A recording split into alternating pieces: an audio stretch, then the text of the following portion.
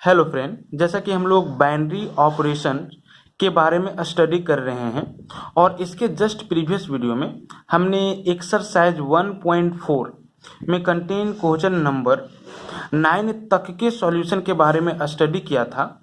आज के इस वीडियो में हम question number 10 to next questions के सॉल्यूशन के बारे में स्टडी करने वाले हैं, डिस्कशन करने वाले हैं। जरा आप क्वेश्चन नंबर 10 देखो। क्वेश्चन नंबर 10 में कहता है solve that none of the operations given above has identity. आप दिखाओ कि एबव क्वेश्चंस में जो भी ऑपरेशंस डिफाइंड हुए हैं, एबव क्वेश्चन कहने का मतलब है क्वेश्चन नंबर 9 का बात किया जा रहा है। अभी हम लोग क्वेश्चन नंबर 10 देख रहे हैं, लेकिन क्वेश्चन नंबर 10 में आपको क्वेश्चन नंबर 9 का ही बात किया जा रहा है। कहता है कि क्वेश्चन नंबर 9 में जो भी ऑपरेशंस डिफाइंड हुए हैं, है ना, उन सारे ऑपरेशंस में से एक भी ऐसा ऑपरेशन नहीं है जिसके पास आइडेंटिटी एलिमेंट है। दैट मीन्स आइडेंटिटी एलिमेंट होगा ही नहीं। ठीक है, क्वेश्चन नंबर 9 में जिस तरह से ऑपरेशंस डिफाइंड हुए हैं, ठीक है, ये हम लोगों को क्या करना है, दिखाना है। जरा आप क्वेश्चन नंबर 9 का फर्स्ट देख लो। 9 के फर्स्ट में एक बाइनरी ऑपरेशन स्ट्रिक किस तरह से डिफाइंड हुआ है set of rational number Q में। कहता है कि asterisk be a binary operation on the set of rational number Q such that ये asterisk B is equal to A minus B. Asterisk जो है वो एक बाइनरी ऑपरेशन है जो कि set of rational number Q में डिफाइंड हुआ है। और किस तरह से डिफाइंड हुआ है, तो कुछ इस तरह से डिफाइंड हुआ है, इस रूल को फॉलो करते हुए डिफाइंड हुआ है। ये स्ट्रिक बी का जो वैल्यू होगा वो ये माइनस बी होगा। सिंपली क्या करना है, तो आपको फर्स्ट एलिमेंट में सेकेंड एलिमेंट को सेपरेट कर देना है। अगर हम आपसे ये पूछें कि सी स्ट्रिक डी का वैल्यू क्या होगा, तो आपका ये जवाब आना चाहिए सी माइनस डी। समझ रहे हो ना, सी स्ट्रिक डी का वैल्यू क्या होगा, तो this is C minus D होगा। फर्स्ट एलिमेंट में सेकेंड एलिमेंट को क्या कर देना है, सेपरेट कर देना है। और ये सी और डी क्या होगा, तो कोई रेशनल नंबर होगा, है ना, कोई भी रेशनल नंबर आप क्या कर सकते हो, ले सकते हो। और स्ट्रिक जो है वो इस रेशनल नंबर पे क्या है, तो बाइनरी ऑपरेशन है ना। तो इस केस में हमें ये दिखाना है कि इस स्ट्रिक के पास एक भी आइडेंटिटी एलिमेंट नहीं होगा set of rational number Q में। ठीक है, आइडेंटिटी एलिमेंट एग्जिस्ट करेगा ही नहीं, ये हम लोगों को प्रूव करना है। इसी तरह से आप 9 के 2 में देख सकते हो। 9 के 2 में भी क्या कहता है, एक स्ट्रिक है जो कि बाइनरी ऑपरेशन है और set of rational number Q में ही डिफाइंड हुआ है। और किस रूल से डिफाइंड हुआ है, तो ये स्ट्रिक बी का जो वैल्यू होगा वो ए स्क्वायर प्लस बी स्क्वायर होगा। दैट मीन्स फर्स्ट एलिमेंट का स्क्वायर और सेकेंड एलिमेंट का स्क्वायर करके क्या कर देना है, आपको ऐड कर देना है ना। अगर सी स्ट्रिक डी का वैल्यू हम आपसे पूछेंगे तो आपका जवाब ये आना चाहिए सी स्क्वायर प्लस डी स्क्वायर। ठीक है, इसी तरह से आप 3, 4, 5, 6 में भी देख सकते हो कि ये जो स्ट्रिक है वो बाइनरी ऑपरेशन है जो कि set of rational number Q में डिफाइंड हुआ है और अलग अलग तरीका से डिफाइंड हुआ है। सिंपली हम यहाँ पे दो क्वेश्चन नंबर 9 का राइट डाउन किए हैं, है ना। तो हम क्या करते हैं, फर्स्ट का सॉल्यूशन आपको बताते हैं, बाकी आप खुद करोगे। ठीक है, और नहीं बनेगा तो आप मैसेज करोगे। यहाँ पे जरा देखो, ये asterisk B is equal to क्या है, ये माइनस बी है। सबसे पहले आप राइट डाउन करोगे given asterisk B of binary operation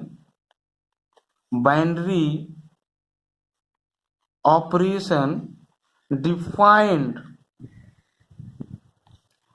on the set of rational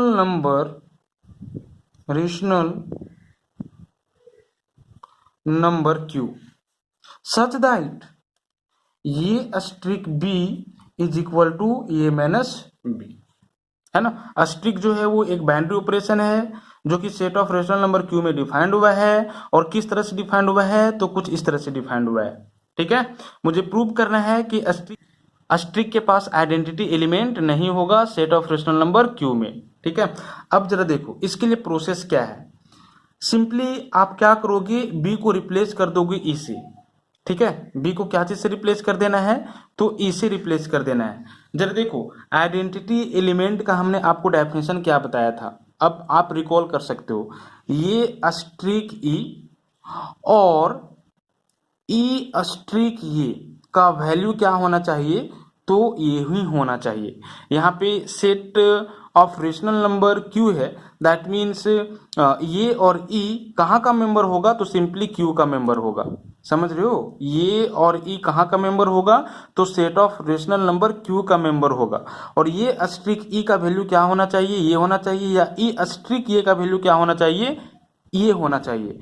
for all ये belongs to set of rational number Q and E belongs to what, तो दिस इज क्यू, है ना। ये जो रिलेशन है वो हर एक रेशनल नंबर ये के होना चाहिए, ये के लिए होना चाहिए। ऐसा नहीं कि कोई इंडिविजुअल रेशनल नंबर के लिए ये बात सही हो, ठीक है, ऐसा नहीं होना चाहिए, हर एक रेशनल नंबर के लिए सही होना चाहिए। दैट मीन सिंपली आपको क्या करना है, तो set of rational number Q में एक ऐसा एलिमेंट ढूंढना है, ठीक है, जिस एलिमेंट को अगर सेट ऑफ रेशनल नंबर के कोई भी एलिमेंट के साथ ऑपरेट करोगे तो आपको वही एलिमेंट मिल जाए। जरा देखो हम क्या कर रहे हैं, अगर यहाँ पे हम 2 लेते हैं तो 2 बाइनरी ऑपरेशन ई 2 ही होना चाहिए। अगर हम 2/3 लेते हैं तो 2/3 बाइनरी ऑपरेशन ई 2/3 ही होना चाहिए। अगर -4 लेते हैं तो -4 बाइनरी ऑपरेशन ई -4 ही होना चाहिए। मतलब कि आइडेंटिटी नहीं खोना चाहिए एलिमेंट का पहचान नहीं खोना चाहिए। आप जो भी एलिमेंट लिए हो, ठीक है, वही एलिमेंट रिजल्ट में आ जाना चाहिए जब आप उसको ई के साथ क्या करोगे, ऑपरेट करोगे। और ई भी जो है वो क्यू का ही कोई मेंबर होगा। समझ रहे हो, तो यहाँ पे क्या ऐसा पॉसिबल है, that means set of rational number Q में आपको एक ऐसा मेंबर मिलेगा जिसको किसी भी रेशनल नंबर के साथ ऑपरेट करोगे तो वही रेशनल नंबर आ जाएगा। तो ऐसा पॉसिबल नहीं है। जरा देखो अगर इस तरह से डिफाइंड होगा तो जरा देखो, अगर आप वो बोलोगे कि क्या कर लो, ई के जगह पे आप 0 ले लो, समझ रहे हो, ई के जगह पे क्या ले लो, तो आप 0 ले लो। तो यहाँ पे जरा देखो, ये asterisk 0 is equal to value क्या हो जाएगा, ये अस्ट्रिक 0 इज इक्वल टू ये -0, दैट मीन्स क्या आ जा रहा है, ये आ जा रहा है। इस केस में तो हमेशा आपको ये मिल जाएगा, है ना। इस केस में आपको हमेशा ये ही मिलेगा। जैसे कि 2 अस्ट्रिक 0 तो 2 - 0 2, -4 अस्ट्रिक 0 -4 - 0 -4, -3/2 अस्ट्रिक 0 -3/2 - 0 -3/2। समझ रहे हो ना, तो इस केस में तो आपको ये मिल जाएगा, ठीक है। लेकिन आप क्या करो ना, 0 अस्ट्रिक ये निकालो, ठीक है, इसका वैल्यू एवेलुएट करो। तो 0 अस्ट्रिक ये का वैल्यू क्या होगा, दिस इज 0 माइनस ये, 0 माइनस ये, that means this is minus ये। समझ रहे हो, अगर आप ये के जगह पे 2 लेते हो तो 0 अस्ट्रिक 2 का वैल्यू क्या होगा, 0 - 2, तो आपके पास वैल्यू आ जाएगा -2। यहाँ पे ये के जगह पे क्या लिए 2 और वैल्यू क्या आ गया -2, इसका अपोजिट आ गया, आइडेंटिटी खो गया। आप 2 लिए थे ये के जगह पे, -2 मिल गया। अगर आप -4 लोगे ये के जगह पे तो आपको 4 मिल जाएगा। समझ रहे हो, अगर 3/2 लोगे तो -3/2 आ जाएगा आपके पास। मतलब कि आइडेंटिटी इस केस में खो जा रहा है। समझ रहे हो, बट हम तो ये देख रहे हैं ना कि ई आइडेंटिटी एलिमेंट तभी होगा जब ये अस्ट्रिक ई और ई अस्ट्रिक ये का वैल्यू क्या हो, ये हो। दोनों के केस में, ठीक है, आपको क्या मिलना चाहिए, तो ये ही मिलना चाहिए। यहाँ पे दोनों के केस में ये नहीं मिल रहा है, एक के केस में मिल रहा था बट एक के केस में जस्ट इसका अपोजिट मिल रहा था, ठीक है। हम ई इज इक्वल टू 0 लिए, आप कुछ भी ले सकते हो, ठीक है। आप 0 के अलावा कोई दूसरा रेशनल नंबर का सिलेक्शन करो, बट अगर उसके साथ सारे रेशनल नंबर को ऑपरेट करते हो तो फिर वही सारे रेशनल नंबर रिजल्ट में आना चाहिए। समझ रहे हो, बट ऐसा पॉसिबल नहीं है, ऐसा हो ही नहीं सकता। मतलब हम लोग कह सकते, मतलब दैट मीन्स ऐसा एलिमेंट आपको set of rational number Q में मिलेगा ही नहीं, ठीक है। दैट मीन्स हम लोग कह सकते हैं कि बाइनरी ऑपरेशन अस्ट्रिक जो कि set of rational number Q में इस तरह से डिफाइंड हुआ है, इसके पास आइडेंटिटी एलिमेंट नहीं होगा, है ना। तो ये तो हमने आपको एक्सप्लेनेशन दिया। आप इस चीज को राइट डाउन कैसे करोगे, तो सिंपली आप क्या करोगे, रिप्लेस कर दोगे बी को ई से, ठीक है, रिप्लेसिंग बी बाय ई। इसीलिए ये अस्ट्रिक बी के जगह पे अब आप ई राइट डाउन करोगे, ई का वैल्यू क्या हो जाएगा, तो दिस इज ये अस्ट्रिक ई हो जाएगा। समझ रहे हो, एंड ई अस्ट्रिक ये का वैल्यू क्या हो जाएगा, तो ई अस्ट्रिक ये का वैल्यू आपके पास ई माइनस ये हो जाएगा, होगा ना। तो आप यहाँ पे ये राइट डाउन करोगे कि ये माइनस ई का जो वैल्यू होगा वो ये नहीं होगा, और ई माइनस ये का जो वैल्यू होगा वो भी ये नहीं होगा। समझ रहे हो, अगर ये हो जाता तो हम लोग कह देते कि ई जो होगा वो आइडेंटिटी एलिमेंट होगा। समझ रहे हो, बट ये माइनस ई और ई माइनस ये का जो वैल्यू होगा वो ये नहीं होगा।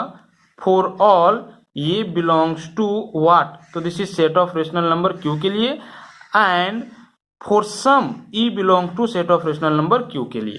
ठीक है, तो सिंपली हम लोग ये राइट डाउन करेंगे कि इसीलिए no identity element, no identity element for this operation, इस ऑपरेशन के लिए आइडेंटिटी एलिमेंट होगा ही नहीं। ठीक है, अब जरा देखो, अगर क्वेश्चन नंबर 2 का बात करें तो क्वेश्चन नंबर 2 में आप कैसे ये चीज सॉल्व करोगे।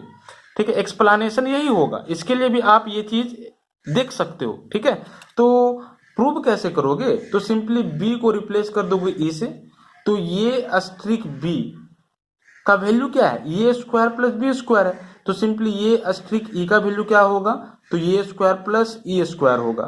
ठीक है, एंड ई अस्ट्रिक ये का वैल्यू क्या होगा, तो सिंपली ई स्क्वायर प्लस ई स्क्वायर होगा, और इसका भी वैल्यू ये का बराबर नहीं होगा और इसका भी वैल्यू ये का बराबर नहीं होगा। समझ रहे हो, फॉर ऑल ये belongs to set of rational number Q and for some e belongs to set of rational number what, तो दिस इज क्यू।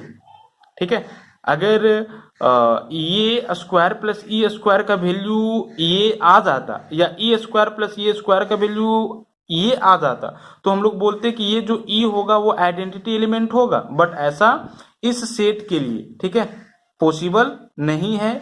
और इस तरह से यदि ये बाइनरी ऑपरेशन क्या हो, डिफाइंड हो, है ना, तो इस तरह से जो भी रेस्ट क्वेश्चन है आप उसके लिए क्या कर सकते हो, प्रूव कर सकते हो।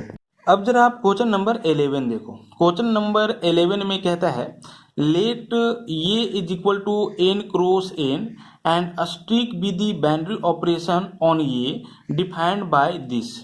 कहता है कि मान लो कि ये एक सेट है जिसमें एन क्रॉस एन के एलिमेंट्स क्या करेंगे, बिलोंग करेंगे, है ना, जहां पे एन क्या है, तो सेट ऑफ नेचुरल नंबर है।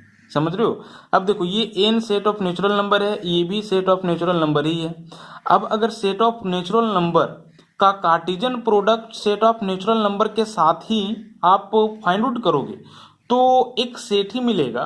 ठीक है, क्योंकि दो सेट का, चाहे सेट एक ही तरह का हो या सेट डिस्टिंक्ट हो, दो सेट का यदि आप क्या करते हो, कार्टेशियन प्रोडक्ट फाइंड आउट करते हो, तो एक सेट ही आपको मिलेगा और उस सेट में जो एलिमेंट्स होंगे वो ऑर्डर्ड पेयर के फॉर्म में एलिमेंट होंगे। समझ रहे हो ना, तो सिंपली यहाँ पे जरा देखो, अगर एन का बात हम लोग करें तो एन में ये सारे एलिमेंट कंटेन होंगे, मतलब कि नेचुरल नंबर।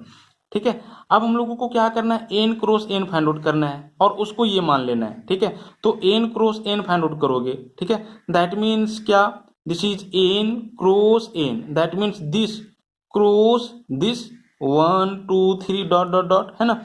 तो आप कार्टेशियन प्रोडक्ट दो सेट का कैसे एवेलुएट करते हो, पहले 1 को ये सब के साथ ऑर्डर्ड पेयर में, उसके बाद 2 को फिर ये सब के साथ ऑर्डर्ड पेयर में, इसी तरह से 3 को फिर ये सब के साथ ऑर्डर्ड पेयर में राइट डाउन करोगे, है ना। तो क्या आ जाएगा, देखो 1 को 1 के साथ, दैट मीन्स 1 1, इसी तरह से 1 को 2 के साथ तो 1 2 ऑर्डर्ड पेयर, इसी तरह से 1 को 3 के साथ तो 1 3 ऑर्डर्ड पेयर। समझ रहे हो ना, ठीक है, इसी तरह से और भी आते रहेंगे, बहुत सारे आएंगे, आप काउंट नहीं कर सकते हो। ठीक है, इसी तरह से फिर क्या करोगे, 2 को 1 के साथ 2 1, 2 को 2 के साथ 2 2, 2 को 3 के साथ 2 3 डॉट डॉट डॉट, इसी तरह से 3 1 3 2 3 3 3 3 डॉट डॉट डॉट, फिर 4 1 4 2 4 3 डॉट डॉट डॉट। समझ रहे हो ना? तो सिंपली इस तरह का एलिमेंट n क्रॉस n में क्या करेगा, बिलोंग करेगा, मतलब कि ऑर्डर्ड पेयर के फॉर्म में एलिमेंट बिलोंग करेगा, और इसी को आपको क्या कर लेना है, तो सेट ये कंसीडर कर लेना है। अब समझ रहे हो? अब यहाँ पे जरा देखो, एक बाइनरी ऑपरेशन अस्ट्रिक इस सेट ये में डिफाइंड हुआ है कुछ इस तरह से, ठीक है, इस रूल को फॉलो करते हुए। ऑब्वियस है कि ये में ऑर्डर्ड पेयर के फॉर्म में एलिमेंट होंगे, तो ऑर्डर्ड पेयर के फॉर्म में ही आपको एलिमेंट लेना होगा।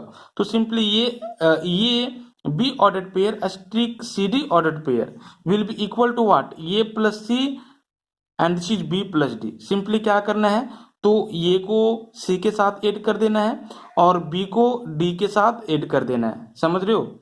और ऑर्डर्ड पेयर के फॉर्म में ले लेना है।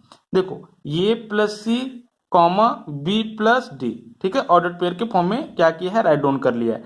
तो इस तरह से स्ट्रिक डिफाइंड हुआ है। अगर सिंपली हम आपसे ये पूछें कि 1 2 है ना, 1 2 स्ट्रिक 3 4 का वैल्यू क्या होगा, तो 1 2 स्ट्रिक 3 4 का जो वैल्यू होगा वो आपका कुछ इस तरह से होगा। 1 को 3 के साथ ऐड कर लोगे, 1 प्लस 3, उसके बाद 2 को 4 के साथ ऐड कर लोगे, दैट मीन्स 2 प्लस 4। तो क्या आ रहा है, 1 प्लस 3 दिस इज 4, और 2 प्लस 4 क्या आ रहा है, तो दिस इज 6, है ना, दैट मीन्स ऑर्डर पेयर 4 6। समझ रहे हो? अगर इस रूल से आप क्या करोगे, इसका वैल्यू एवेलुएट करोगे तो आपको ऑर्डर पेयर 4 6 मिलेगा, है ना। अब कहता है so that asterisk be a commutative and associative. आप दिखाओ कि ये जो स्ट्रिक बाइनरी ऑपरेशन है जो कि इस सेट ये में डिफाइंड हुआ है, वो कम्यूटेटिव होगा एज वेल एज एसोसिएटिव होगा, ये आपको दिखाना है। ठीक है, चलो हम ये पहले प्रूव कर लेते हैं सॉल्यूशन। तो फॉर कम्यूटेटिव आप जानते हो ना, a asterisk B is equal to b asterisk a हो जाए तो आप क्या बोलोगे, इस स्ट्रिक को कम्यूटेटिव बोलोगे। ये जो बाइनरी ऑपरेशन होगा वो कम्यूटेटिव बाइनरी हो जाएगा। ठीक है, ये बी के साथ कम्यूटेट कर जाए और बी ए के साथ कम्यूटेट कर जाए, एक दूसरे के साथ कम्यूटेट कर जाए, तो हम लोग बोलेंगे कि ये कम्यूटेटिव रूल को क्या करेगा, फॉलो करेगा। तो सिंपली फॉर कम्यूटेटिव हमको क्या शो करना होगा यहाँ के लिए, जरा देखो, फॉर कम्यूटेटिव है ना, we have to need to show that, to show that ordered pair AB asterisk ordered pair CD is equal to ordered pair CD asterisk ordered pair AB, है ना। सिंपली यहाँ पे एलिमेंट आपको ordered pair के form में लेना है। For all ordered pair AB and ordered pair CD belong to this set a, है ना, और ये सेट किसका इक्वल है, तो n क्रॉस n का इक्वल है। यहाँ पे जरा देखो, ये asterisk b should be equal to b asterisk a, आप ये के जगह पे इस पूरा को ले लो और बी के जगह पे इस पूरा को ले लो, है ना। तो a asterisk b should be equal to b asterisk a, that means this, है ना, स्ट्रिक दिस। अगर ऐसा होगा तो हम लोग बोलेंगे कि कम्यूटेटिव लॉ को फॉलो करेगा। For all ordered pair a b c d belongs to this set a, मतलब हर एक ऑर्डर्ड पेयर जो कि N cross N that mean set a में बिलोंग करेंगे, उसके लिए ये चीज सही होना चाहिए।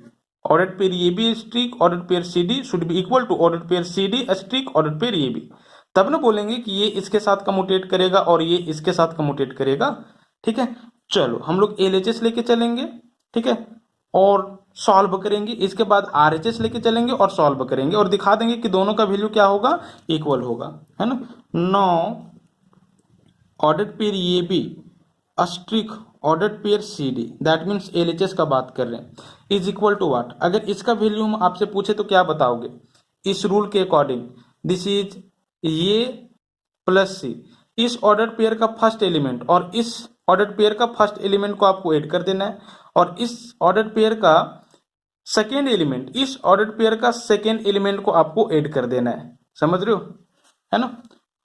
तो यहाँ पे क्या आ जाएगा, this is a plus c and this is b plus d, b plus d, ये होगा है ना। नेक्स्ट आप क्या करोगे, तो इसका वैल्यू एवेलुएट करोगे, नो या and order pair C D asterisk order pair ये B is equal to what, C को ई के साथ ऐड करोगे तो यहाँ पे कितना आएगा सी प्लस ये, और डी को बी के साथ ऐड करोगे तो यहाँ पे क्या आ जाएगा डी प्लस बी, यही आएगा ना।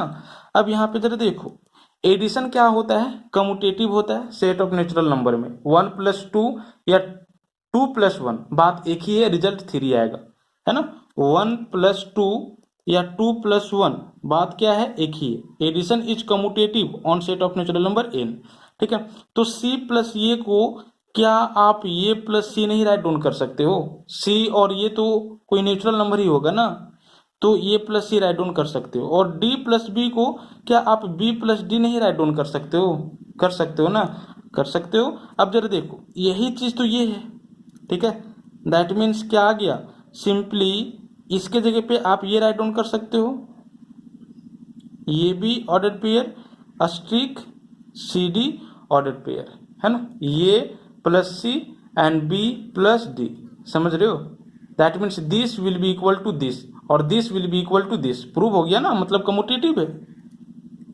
आप ये कह सकते हो कि order pair C D asterisk order pair ये b will be equal to this, मतलब कि कम्यूटेटिव है, इसीलिए अस्ट्रिक इज कम्यूटेटिव, अस्ट्रिक जो होगा वो कम्यूटेटिव होगा। अब हम लोगों को क्या करना है, तो एसोसिएटिव दिखाना है, ये अस्ट्रिक बाइनरी ऑपरेशन जो होगा वो एसोसिएटिव होगा। तो हम लोग एसोसिएटिव कैसे दिखाएंगे, यहाँ पे जरा देखो, for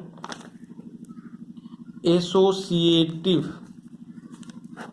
we have to need to show that a asterisk b asterisk c asterisk D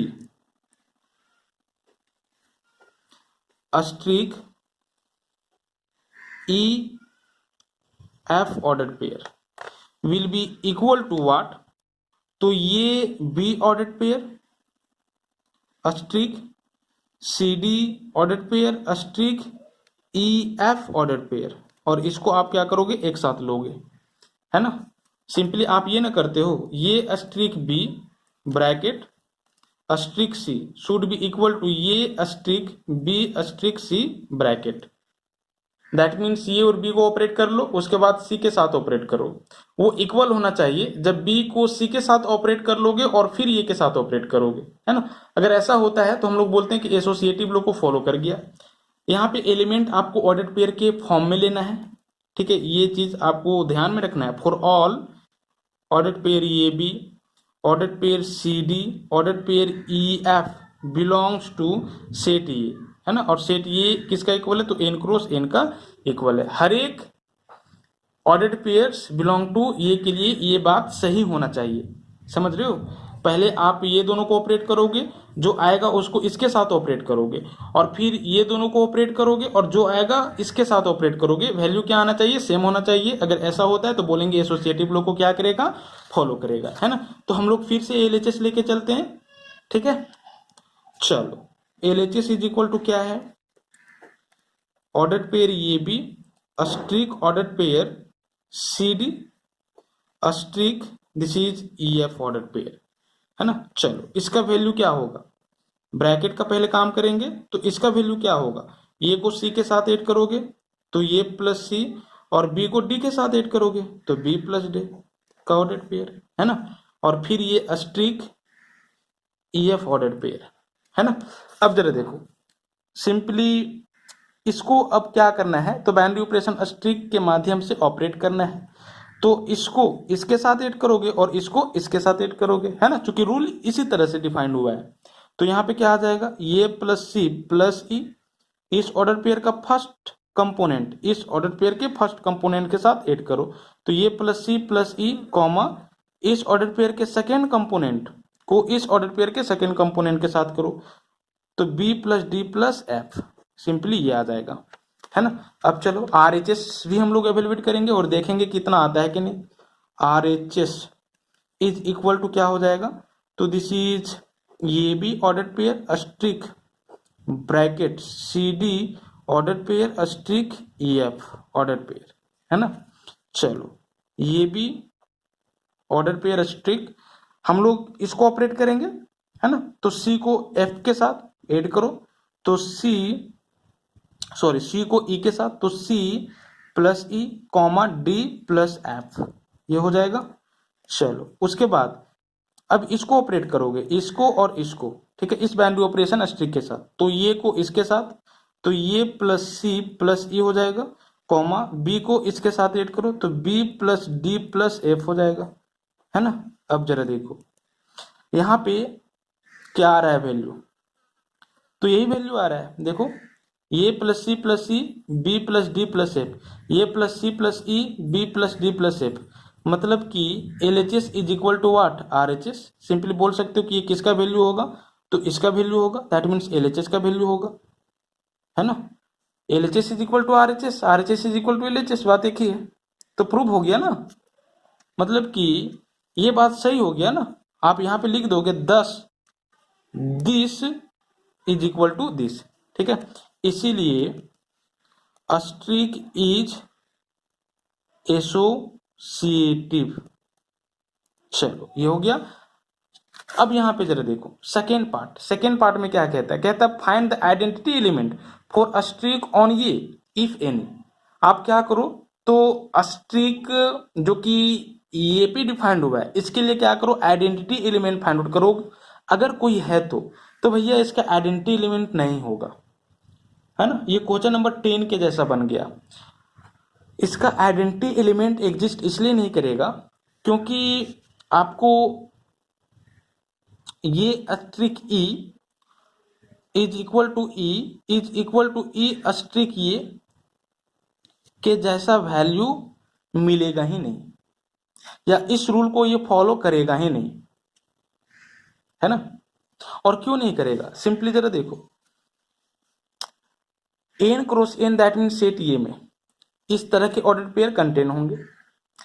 अब यहां पे जरा देखो, क्या ऐसा एक भी ऑर्डर पेयर आपको मिल रहा है, कोई भी ऑर्डर पेयर ऐसा मिल रहा है जिसको दूसरे ऑर्डर पेयर के साथ ऑपरेट करोगे तो दूसरा वाला ऑर्डर पेयर आ जाएगा, मतलब कि आप 1 1 ले लो, ठीक है, ऑर्डर पेयर 1 1 ले लो, है ना, इसके साथ 1 2 को ऑपरेट करो, तो क्या आपको यही 1 2 मिलेगा। अगर यही 1 2 मिल जाता, समझ रहे हो ना, और ऐसा हर एक ऑर्डर पेयर के लिए सही होता, मतलब कि 1 3 लेते यहाँ पे ऑर्डर पेयर और उसको फिर से ऑपरेट करते 1 1 के साथ, तो फिर से 1 3 ही आना चाहिए। इसी तरह से 2 4 लेते और 2 4 को ऑपरेट करते ऑर्डर पेयर 1 1 के ही साथ, तो 2 4 ही आना चाहिए। तो दैट मीन्स हर एक order pair belong to N cross N, that mean belong to set a के लिए अगर ऐसा बात होता तो हम बोल देते कि ये 1 1 क्या होगा, आइडेंटिटी एलिमेंट होगा। समझ रहे हो ना, इस स्ट्रिक का इस सेट के ऊपर, या आप 1 1 नहीं लो ना, आप कुछ दूसरा ले लो, ठीक है, लग रहा हो कि वो आइडेंटिटी एलिमेंट हो सकता है, तो ऐसा आपको मिलेगा ही नहीं, है ना। तो ऐसा पॉसिबल नहीं है। देखो 1 2 स्ट्रिक 1 1 का वैल्यू क्या होगा, 1 + 1 दैट मीन्स 2, और 2 + 1 दिस इज 3, मतलब इसका जो वैल्यू होगा इस रूल के अकॉर्डिंग ऑर्डर पेयर 2 3 होगा, ऑर्डर पेयर 1 2 ही आना चाहिए था, बट ऐसा नहीं हुआ, और ऐसा कोई भी ऑर्डर पेयर के लिए पॉसिबल नहीं, तो आइडेंटिटी एलिमेंट एग्जिस्ट नहीं करेगा, है ना। तो यही बात आपको एक्सप्लेनेशन में लिखना है, तो क्या लिखोगे, सिंपली आप ये लिख दोगे कि ऑर्डर पेयर ये भी Austric order pair E1 E2 में भी E1 E2 बराबर भी हो सकता है, E1 E2 बराबर नहीं भी हो सकता है, not equal to order pair ये भी, है ना। फॉर ऑल ऑर्डर पेयर ये भी belongs to this is N cross N, ठीक है, और ये and for some E1 E2 order pair belongs to this is a, समझ रहे हो, दैट मीन्स आइडेंटिटी एलिमेंट एग्जिस्ट नहीं करेगा, हो गया। अब जरा आप क्वेश्चन नंबर 12 देखो, क्वेश्चन नंबर 12 में कहता है state whether the following statement are true और फॉल्स, जस्टिफाई। आप ये दिखाओ कि जो भी स्टेटमेंट दिया हुआ है उसमें से स्टेटमेंट ट्रू है या फॉल्स है जस्टिफिकेशन के साथ, है ना। चलो देखो फर्स्ट स्टेटमेंट क्या है, for an arbitrary binary operation asterisk on a set of natural number N, a asterisk a will be equal to a for all a belong to a. कहता है कि कोई भी आर्बिट्ररी बाइनरी ऑपरेशन स्ट्रिक के लिए जो कि set of natural number N पे डिफाइंड होगा, ये बात सही होगा, ये स्ट्रिक ये इज इक्वल टू ये होगा, हर एक a belong to set of natural number N के लिए। तो भैया ये फॉल्स है, क्यों? चलो देखो, ये जो स्ट्रिक है वो एक आर्बिट्ररी बाइनरी ऑपरेशन है, मतलब इसके जगह पे आप कोई भी बाइनरी ऑपरेशन ले सकते हो, है ना। हम क्या कर लेते हैं, तो प्लस ले लेते हैं, ठीक है। स्ट्रिक के जगह पे क्या ले लेते हैं, प्लस ले लेते हैं। तो अब क्या करना होगा, ये प्लस ये का वैल्यू निकालना होगा, ये प्लस ये का वैल्यू निकालना होगा। तो क्या ये प्लस ये का वैल्यू यही होगा यदि ये नेचुरल नंबर हो, ठीक है। ये प्लस ये का वैल्यू ये नहीं होगा यदि ये नेचुरल नंबर हो, ठीक है। क्यों नहीं होगा, जरा देखो, अगर आप ये के जगह पे 1 लेते हो तो 1 + 1 क्या 1 ही आ रहा है, नहीं आ रहा है ना। 1 + 1 क्या आ जा रहा है, 2 आ रहा है। 1 + 1 1 ही आना चाहिए था। अगर आप 7 ले लेते हो तो 7 + 7 क्या 7 आ रहा है, नहीं आ रहा है ना।